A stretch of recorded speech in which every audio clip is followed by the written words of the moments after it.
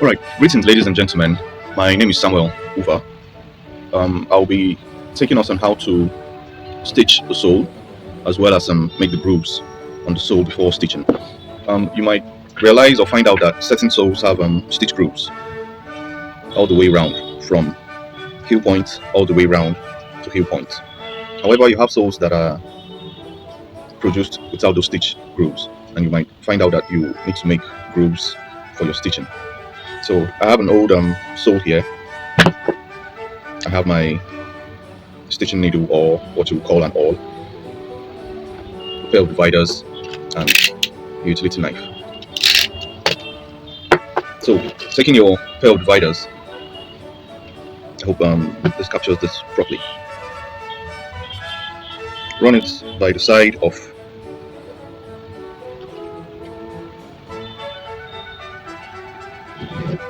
the sole all the way round. It is advisable to use a pair of dividers that have fixed points, unlike the ones you find in the mathematical sets we used back in secondary schools, where probably while tracing it round, the distance shifts. So you get these ones. These are found in mathematical sets that are used by technical drawing students. Now, once you must have made the first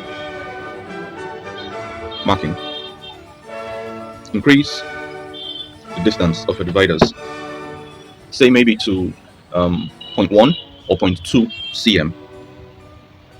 You don't want the groove to be too big, and then make a second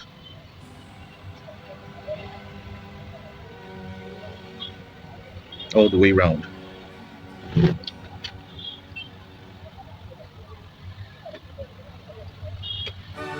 All the way round. So you can actually see that we have two sets of lines here, the first one and the second one. Okay, alright, so once you must have been done tracing out those two lines using your divider, I want to bring this to the barest minimum. Okay, so what you want to do is make a cut here, okay, as well as on this side also, and then you want to angle the blade, to make an angled cut, not a straight cut. Now, why you make the angled cut is so that you don't make a straight cut and go through the material you're using for the sole, or the sole in particular. So we're going to start from here and make an angled cut using the lines we traced out at first for as a guideline. So remember, the key thing here is making an angled cut. You might want to try this out on a piece of plain Nora, and get some practice runs first. It's pretty fast now because I've been doing this for some time. So make an angled cut. What you want to end up with is a V-shaped like groove, okay, like the types you find in water passageways, or what we call gutters. You probably find some of these along Enugu Port Harcourt Expressway, or in places where we live. So make an angled cut on the outside to the inside, and then you do the same thing on the second line you traced. Make an angled cut from the inside to the outside. Now it meets the one on the outside, and so what you want to do is this. You will notice that while making this second cut and it makes the first one, you can actually see the material, coming off.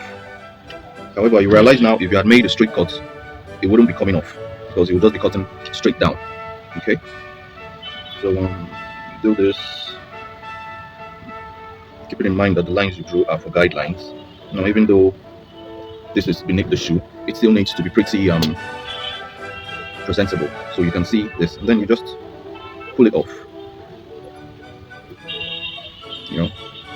Pull it off, and yeah, there we go. So you actually have this groove to stitch from. Okay, all right. Now, once you must have been done with making the grooves, time for your stitching. Like I always implore us all who are skilled craftsmen, the difference between bagging a customer, a loyal customer, is in the finishing of your work. For parts that are supposedly not visible, it is still imperative that we go the extra mile in making sure that everything is in place. You know. So for starters, you might be wondering, how do I get equal stitch distance? You might use the stitching wheel. However, the groove here might not. It might not. Depending on the material you're using for the sole, it might not visibly show. So using your pair of dividers, make markings. Make markings at the edge, just as a guide. All the way round. This sole being used for this tutorial is a piece of genuine rubber, so marking might not be as visible. However, it doesn't need to be so visible to the final user, just enough for you to know what distances you will give when stitching. So make this all round from point to point here, and then using your hooked awl, insert from first place. Okay, and then I advise we use waxed thread, or popularly called the percent thread in the Nigerian line, for sole stitching. Okay, so make a loop. The fingers involved here, depending on what hand you use. If you're a right-hander like me, your left hand does the thread work in feeding your right hand with the hook awl. So your index finger, your middle finger makes the loop, and then you pull it out this way. Okay, all right. Now, once you must have done that, it is advisable to keep the length of thread on the left longer than the length of thread on the right. However, you tend to ask yourself, what length of thread is okay for XYZ distance in stitching? What I usually do is, okay, let's pull this out.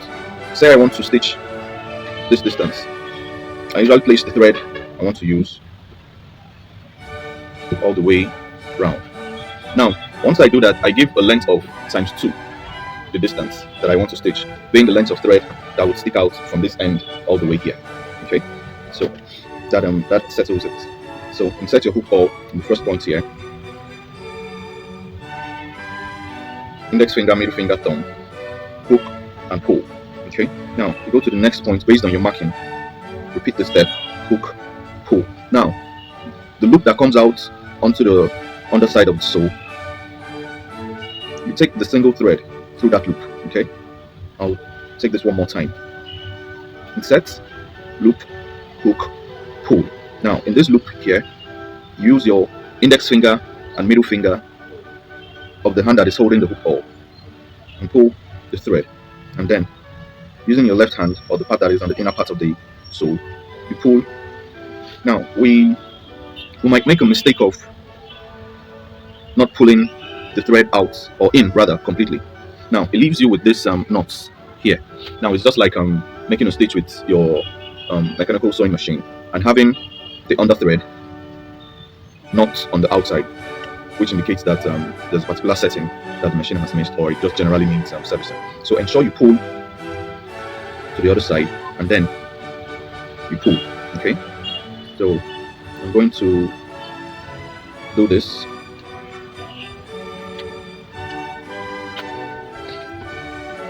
Alright, so we've carried out a certain number of stitches. Now the reason for that slanted groove is so that the thread actually sits in the groove and not directly on the surface of where you're stitching. Now this is important to avoid wear and tear of the thread and inadvertently defeating the purpose of stitching the sole, which is to give extra strength.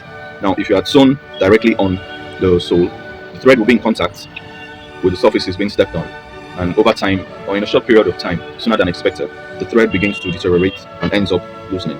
So once you get to the point where you started your stitch from, which would be at the end,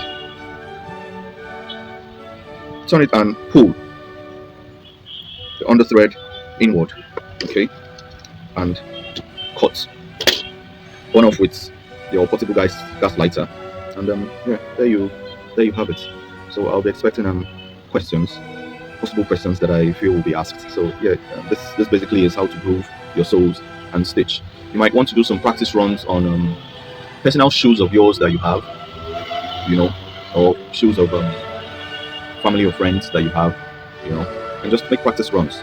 I should also note that when you get to this point of the shoe, which is the front facing part, your insertion and withdrawal of the needle and the thread might prove difficult because of the constricted space you have there. However, like I said, practice runs would make you know how to navigate those difficult to reach areas. So, ladies and gentlemen, there you have it. Grooving your soles using your pair of dividers and your cutter, and then stitching the soles using waxed thread, which is actually stronger, and your hook saw. All right.